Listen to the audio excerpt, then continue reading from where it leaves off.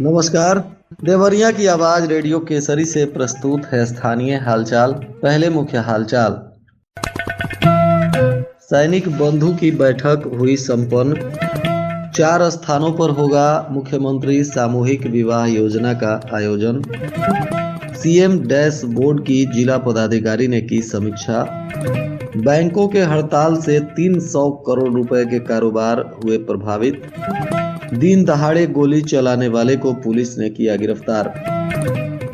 स्थानीय हालचाल के इस अंक के साथ मैं अनिकेत मिश्र। अब हालचाल विस्तार से। शासन के निर्देशानुसार जिला सैनिक बंधु की बैठक अपर जिलाधिकारी प्रशासन प्रेम नारायण सिंह की अध्यक्षता में संपन्न हुई। इस दौरान भूतपूर्व सैनिक और उनके आश्रितों की समस्याओं की विस्तार से समीक्षा करते हुए त्वरित समाधान को लेकर संबंधित विभागों को आवश्यक निर्देश दिए गए। मुख्यमंत्री सामूहिक विवाह योजना के अंतर्गत जनपद में विकास खंड एवं नगर निकायवार सामूहिक विवाह कार्यक्रम आयोजित किए जाएंगे। जिला समाज कल्याण अधिकारी सुधीर पांडे ने बताया कि निर्धारित तिथियों पर अलग अलग स्थानों पर वैवाहिक समारोह संपन्न कराए जाएंगे। उन्होंने बताया कि 2 फरवरी को ओम मैरिज हॉल तरकुलवा में, तो वहीं पथरदेवा तरकुलवा और देसही देवरिया क्षेत्र के जोड़ों का विवाह यहां संपन्न कराया जाएगा। 4 फरवरी को प्रिंस पैलेस कोटवा चौराहा पर कसिया रोड देवरिया में संबंधित क्षेत्रों के लाभार्थी सम्मिलित होंगे। 6 फरवरी को उत्सव लॉन सलेमपुर में, जो रामपुर कारखाना, भटनी, सलेमपुर, लार और भाट पररानी तथा बनकटा, भागलपुर और बरहज क्षेत्र के जोड़ों का विवाह यहां संपन्न होगा। तो वहीं 10 फरवरी को केंद्रीय विद्यालय राजकीय ITI परिसर देवरिया में होगा, जहां देवरिया सदर, रुद्रपुर, गौरी बाजार, बैतालपुर और भलुवनी क्षेत्र के लाभार्थियों का विवाह कराया जाएगा। प्रत्येक स्थल पर अधिकतम 100 जोड़ों का विवाह कराया जाएगा। योजना के अंतर्गत प्रति जोड़े पर 1 लाख रुपए व्यय किए जाएंगे, जिसमें 60,000 रुपए कन्या के खाते में DBT के माध्यम से हस्तांतरित होंगे। 25,000 रुपए गृहस्थी सामग्री, वस्त्र एवं आभूषण तथा 15,000 रुपए विवाह आयोजन पर खर्च किए जाएंगे। विकास भवन के गांधी सभागार में जिलाधिकारी दिव्या मित्तल की अध्यक्षता में मुख्यमंत्री डैशबोर्ड पर प्रदर्शित विकास कार्यक्रमों और विभागीय योजनाओं के प्रगति की समीक्षा हुई। इस दौरान विभागवार कार्यों की बिंदुवार समीक्षा करते हुए योजनाओं की लक्ष्य के सापेक्ष प्रगति बढ़ाने तथा 100% कार्य संपादन सुनिश्चित करने के निर्देश दिए गए। जिलाधिकारी ने कहा कि शासन की प्राथमिकता वाली योजनाओं का क्रियान्वयन समयबद्ध, गुणवत्तापूर्ण एवं प्रभावी ढंग से किया जाएगा, ताकि पात्र लाभार्थियों को योजनाओं का लाभ समय से मिल सके। देवरिया में मंगलवार को राष्ट्रीयकृत बैंकों के अधिकारी और कर्मचारियों के हड़ताल को लेकर बताया जा रहा है कि 300 करोड़ रुपए का कारोबार प्रभावित हुआ है। 5 दिवसीय कार्य सप्ताह सहित लंबित मांगों को लेकर यह प्रदर्शन बैंक कर्मियों ने किया। इसका असर सभी सरकारी बैंकों में पूरे दिन कामकाज ठप रहा, जिससे ग्राहकों को भारी परेशानी हुई।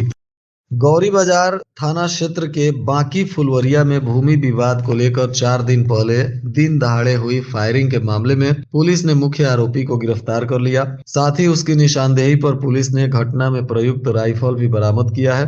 पूछताछ के बाद पुलिस ने आरोपी को न्यायालय में पेश किया, जहां से उसे जेल भेज दिया गया। उधर फरार चल रहे एक आरोपी की गिरफ्तारी को लेकर पुलिस दबिश दे रही है।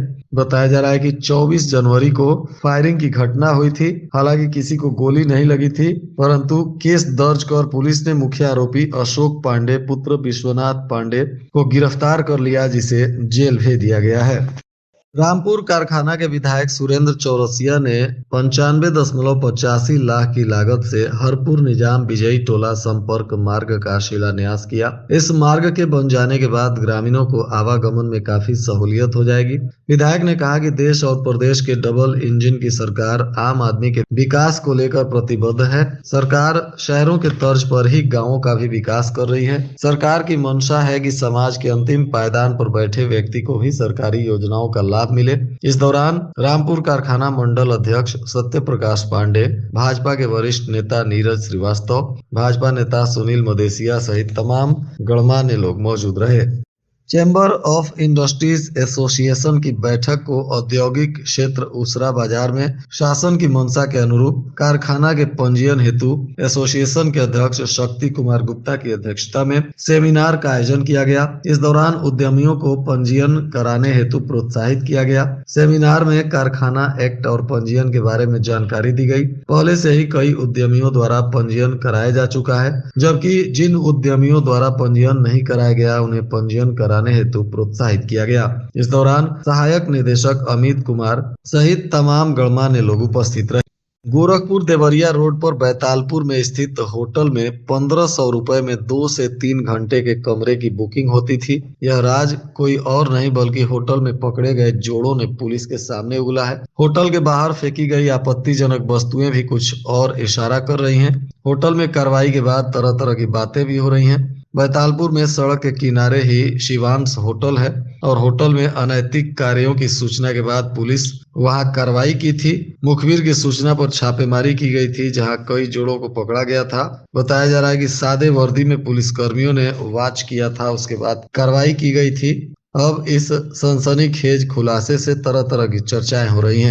सलेमपुर में जीएम एकेडमी स्कूल में आयोजित विज्ञान प्रदर्शनी नोवा विक्टा 2026 में विद्यार्थियों द्वारा प्रस्तुत 2 से अधिक विज्ञान, कंप्यूटर एवं नवाचार आधारित क्रियात्मक प्रोजेक्ट्स आकर्षण का केंद्र बने रहे।